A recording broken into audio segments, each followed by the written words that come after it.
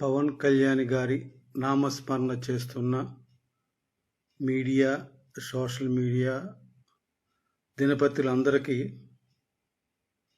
హెచ్చరిక. ఎందుకంటే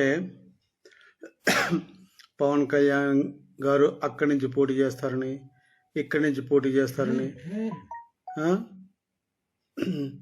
మీరు మీకు ఇష్టం వచ్చినట్టు, మీకేదో తెలిసినట్టు, మీకేదో పవన్ కళ్యాణ్ గారు ఫోన్ చేసి చెప్పినట్లు ఊహించేసేసి అక్కడి నుంచి పోటీ చేస్తారు, ఇక్కడి నుంచి పోటీ చేస్తారని ప్రచురించడం, మీ సోషల్ మీడియాలో చూపించడం, మీడియాలో చూపించడం, దానికి డిబేట్ చేయడం, ఇది చాలా తప్పు, అహేతుకమైంది. మీకు విషయం తెలిస్తే చెప్పొచ్చు, తప్పులేదు.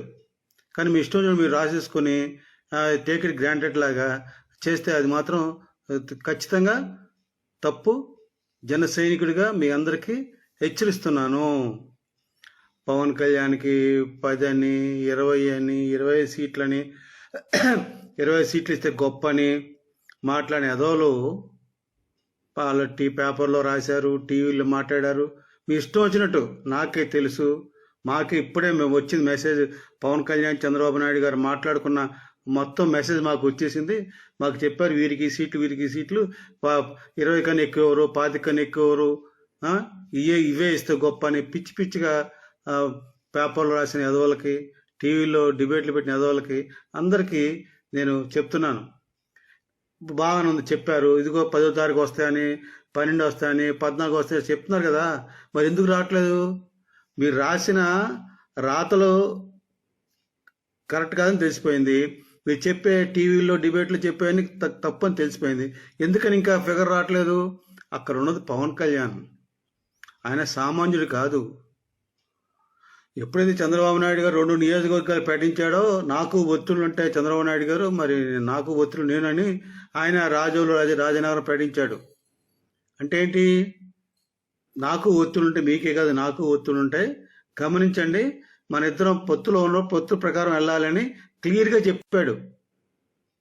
అంతకుముందు లోకేష్ చెప్పినప్పుడు కూడా, ఇలా మా నాన్నగారు ముఖ్యమంత్రి అన్నప్పుడు కూడా పొత్తులో ఉన్నప్పుడు అటువంటి మాటలు రాకూడదని చెప్పాడు. కాస్త దయించి మీ ఇష్టం రాసొద్దు. ముఖ్యంగా అయితే ఆ రాధాకృష్ణ గారు జ్యోతిలో వాడికే ఇప్పుడే వచ్చేసిన మెసేజ్, ఆ టీవీ ఫైల్లో మూర్తికి, సాంబశివరావుకి ఇన్ఫర్మేషన్ వచ్చినట్టు, ఆ మహాన్యూస్లో వంశీ ఆయనకేదో మొత్తం వచ్చేసినట్టు ఫిగరు. వీళ్ళు ఇష్టం వచ్చినట్టు చెప్పడం అంతే. మాస్తా 20-25 ఇస్తారండి. ఎందుకండి? పవన్ కళ్యాణ్ స్పష్టంగా చెప్పాడు, నాకు ఇక్కడ ఎమ్మెల్యే ఎంపీలే కాదు, రేపొద్దున జరగబోయే పంచాయతీలు కావచ్చు, జడ్పీలు కావచ్చు, జిల్లా పరిషత్, ప్రతి దాంట్లో 1/3 తీసుకోవాలి, 1/3 మనం కోసం మనకి ఆ రకంగా మనం అడుగులు వేద్దామని చెప్పిన వ్యక్తి 25కి, 20కి, 30కి తీసుకుంటాడా ఎమ్మెల్యే సీట్లు? 2 ఎంపీ సీట్ల మీ ఇష్టం మీరు రాసేస్తారా? అదే చెప్పేది నేను. మరి ఇప్పుడు ఎందుకు రాయట్లేదు? నాగేంద్ర ఎందుకు నోరు మీద పట్టలేదు? మీ పేపర్లు ఎందుకు రావట్లేదు? దాని అర్థం ఏంటి? మీకు బాగా చంద్రబాబు నాయుడు దగ్గర నుంచి బాగా పడింది, పవన్ కళ్యాణ్ దగ్గర నుంచి పడింది, గట్టిగా దెబ్బలు పడింది. అందుకని మీరేం చెప్పట్లేదు, రాయట్లేదు. అంటే మీకు ఏం తెలీదు. ఊరినే జనసేన పార్టీ తగ్గించేయాలి, పవన్ కళ్యాణ్ తగ్గించాలి, తప్పుడు రాతలు మానేయండి. ఇంకా ఒక్కటి తెలుసుకోండి, పవన్ కళ్యాణ్ గారి వ్యూహాలు తెలుసుకోవడం మీకెవ్వరికి సాధ్యం కాదు. ఆయనంతా వ్యూహం చేస్తూ ముందుకు సాగుతున్నాడు, అది తెలుసుకోండి. సోషల్ మీడియా దినపత్రికలారా, పవన్ కళ్యాణ్ గారు ఒక్కడే అరే ఆర్కే రాసుకో, నేను చెప్తున్నా. మా పవన్ కళ్యాణ్ గబ్బర్ సింగ్లో అరే సాంబా రాసుకో అన్నట్టు, అరే ఆర్కే రాసుకో, నేను చెప్తున్నా. మా పవన్ కళ్యాణ్ గారు భీమవరం నుంచే పోటీ చేస్తారు. అటువంటి దానికి ఏ మాత్రం కూడా సందేహం లేదు. ఆయన భీమవరం నుంచే పోటీ చేస్తాడు, అది మాత్రం తథ్యం. దానికి మా సీటు మార్చే పని లేదు. ఆయన భీమవరం నుంచి పోటీ చేస్తాడు, అక్కడి నుంచే గెలుస్తాడు. అక్కడి నుంచే ఏ పదవులు అనుభవించినా, ఏ పదవులు అలంకరించినా, ఏ ప్రజాసేవ చేసినా భీమవరం నియోజకవర్గం నుంచి ఉంటుంది. ఎందుకంటే భీమవరం ఆయనకి ఇక సొంత నియోజకవర్గం లాంటిదే. మీరెన్ని కుయుక్తులు పడినా, ఏం చేసినా ఆయన భీమవరం నుంచి పోటీ చేస్తాడు. ఇంకా కాదు కూడదు, 2 చోట్ల ఓడిపోయి 2 చోట్ల గెలవాలని ఏమన్నా మన జన సైనికులు, నాయకులు బలవంతం చేస్తే గాజువాకలో కూడా నుంచి గెలుస్తాడు, 2 చోట్ల గెలుస్తాడు, అందులో డౌట్ ఏం లేదు. నాకు తెలిసి రెండు సార్లు నుంచోడు, ఒకటో సారి నుంచుంటాడు. ఎందుకంటే ఈ ఎన్నికలు చాలా ప్రత్యేకమైనవి, ప్రతిష్టాత్మకమైనవి. ఒక రాక్షసుని ఇంటికి పంపించాల్సిన సమయం వచ్చింది. అందుకే ప్రజల కోసం, ప్రజలు బాగుండాలి, ప్రజలు సుఖవంతంగా బతకాలనే ఉద్దేశంతో ఆయన పొత్తుకొచ్చాడు. అందుకే తగ్గి ఉన్నాడని నేను ఈ వీడియో ద్వారా మీకు అందరికీ తెలియజేస్తున్నాను. ఒకటి కిట్గా రాసుకున్నావు కదా, పవన్ కళ్యాణ్ గారు భీమవరం నుంచి పోటీ చేస్తాడు. పవన్ కళ్యాణ్ గారు 60 అసెంబ్లీ సీట్లకి 8 పార్లమెంట్ స్థానాల్లో పోటీ చేస్తాడు, రాసుకో. ఇక మీరు అన్ని సమస్తం A to Z మూసుకొని రాసుకోండి, అంతే. ఇక మీకు అసలు అవకాశం లేదు మీరు మాట్లాడడానికి.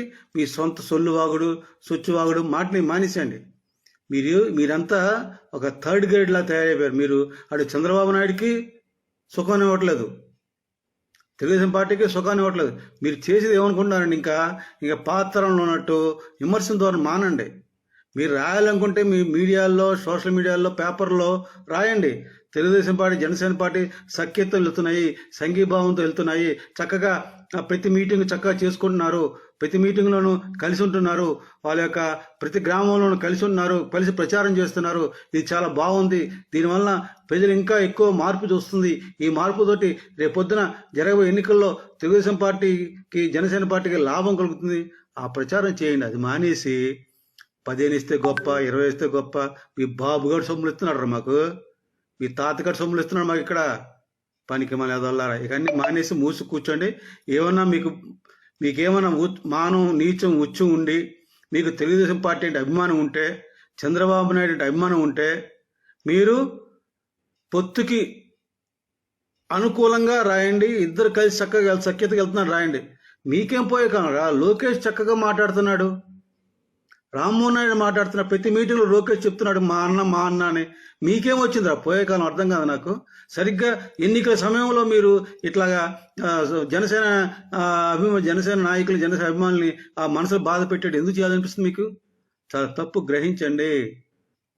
మా పవన్ కళ్యాణ్ గారు చక్కగా లెటర్ ఇచ్చారు, మీరెవరో పొత్తు గురించి ఎక్కువగా వ్యతిరేకంగా మాట్లాడదని ఆయన నాయకులకి, అభిమానులకి అందరికీ హెచ్చరించాడు. మీకెవరు హెచ్చరిక ఇచ్చారనుకుంటే అందుకే మీరు కామ్గా ఉన్నారు. ఇది మాత్రం నా హెచ్చరిక చెప్తున్నాను. మీరు మాత్రం ఏమాత్రం అభిమానం ఉంటే, స్వర్గీయ నందమూరి తారక రామారావు గారి అభిమానం ఉన్నా, తెలుగుదేశం పార్టీ మీద అభిమానం ఉన్నా, చంద్రబాబు నాయుడు మీద అభిమానం ఉన్నా, ఈ తప్పుడు రాతలు మానేయండి. తెలుగుదేశం, జనసేన పార్టీ పొత్తుల్ని గురించి గొప్పగా రాయండి. అలా కలిసి ఎలా వెళ్తున్నారు, కలిసి ఎలా పనిచేస్తున్నారు, ఎలా సంఘీభావం తెలియజేస్తున్నారు. ఒక్కసారి ఆ లోకేష్ గ్రహించారు. లోకేష్ ఎలా మాట్లాడుతున్నాడు, చంద్రబాబు నాయుడు ఎలా మాట్లాడుతున్నాడు, అవి దాన్ని ముందుకు తీసుకెళ్ళండి. అంతేగాని ఈ చచ్చు వేసి మీకేదో గొప్ప తెలిసినట్టు చేయొద్దని చెప్పి హెచ్చరిస్తూ తెలుగు గమనించండి. పవన్ కళ్యాణ్ గారు ఆయన కారణ జన్ముడు. ఆయన ఆంధ్రప్రదేశ్ ప్రజలకి మేలు చేయాలని ఎంతో కృతనిశ్చయంతో ఉన్నాడు. ఖచ్చితంగా మేలు చేస్తాడు. కనుక మీరందరూ గ్రహించండి. తెలుగు ప్రజలందరికీ మేలు చేసే వ్యక్తి ఎవరైనా ఉన్నా అంటే ఒక పవన్ కళ్యాణ్ గారు మాత్రమే.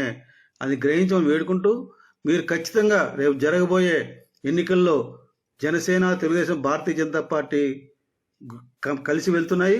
ఆ యొక్క పొత్తుని స్వాగతించండి. చక్కగా మీ సొంత బిడ్డల్లాగా గౌరవించండి. వాళ్ళకి ఓటు వేసి గెలిపించాలని వేడుకుంటూ, కోరుకుంటూ సెలవు తీసుకుంటున్నాను. జై జనసేన, భారత్ మాతాకి జై, జై హింద్.